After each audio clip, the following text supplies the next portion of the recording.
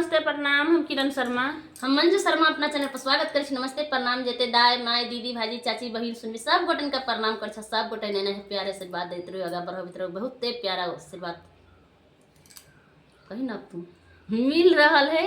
अहाँ सबके आशीर्वाद प्यार बहुते मिले है और हम दोनों देवरानी जेठानी जा रहा छी।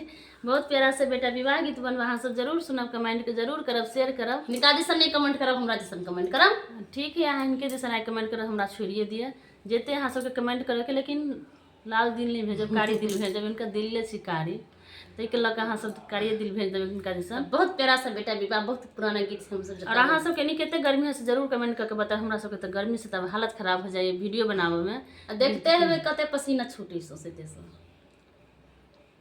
पंखा डोलाई दियो ना सजन जी, पंखा डोलाई दियो ना कि हमरा गर्मी बहुत लगैया सजन जी, एसी लगाई दियो ना। बहुत प्यारा से बेटा गीत गावा जा रहल छी। गीत नहीं गावे छी बेटा, वह गीत गावा जा रहल छी। सब जरूर कमेंट कर जरूर सुनब। गीत बहुत प्यारा सा देखी छे। भोज खाए से पहले बातें कर लटपटा रहल छी। हाँ यो, भोज खाब तब दिन हम सबके वीडियो बना कर देखाब कि भोज खाए जेबी हम सब कत से।